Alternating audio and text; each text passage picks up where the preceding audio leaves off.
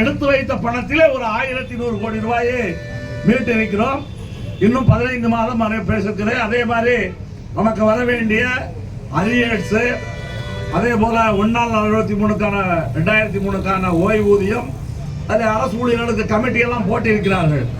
இப்போ அது சம்பந்தமாக கூட அரசு ஊழியர்களை கூப்பிட்டு இருக்கிறார்கள், ஆசிரியர்களை கூப்பிட்டு இருக்கிறார்கள், அரசாணைகள் வெளியிடப்பட்டிருக்குது. ஆனால் நம்மை போக்குவரத்தை பொறுத்தளவில் 1/4/2003 ஓய்வூதியம் சம்பந்தமாக அரசாங்கம் இதுவரை எந்த முடிவும் எடுக்கல.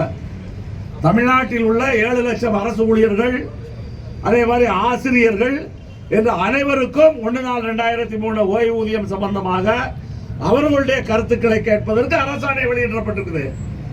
ஆனால் 1 லட்சம் பேர் இருக்கக்கூடிய இந்த போக்குவரத்து தொழிலாளிகள் சம்பந்தமாக இந்த அரசு அது நமக்கு தனியாக தேர்தல் வாக்குறுதி கொடுத்து விட்டு கூட மெத்தனமாக இருக்கிறது. இதெல்லாம் தான் நமக்கு பிரச்சனைகள் இருக்குது.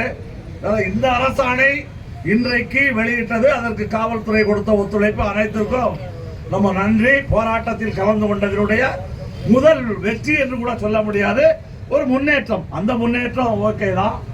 ஆனால் நாம் செல்ல வேண்டிய இலக்கு அதிகமாக இருக்கிறது. எனவே நாளையும் நம்முடைய காத்திருப்பு போராட்டம் தொடரும். தமிழ்நாடு முழுவதும் இப்பொழுது நடந்து கொண்டிருக்கிறது. சென்னையை பொறுத்தளவில் தங்குவதற்கான சூழல்கள் என்பது இல்லாத நிலையில் நாம் இப்போது இந்த போராட்டத்தை காலை வரைக்கும் ஒத்தி வைக்கிறோம்.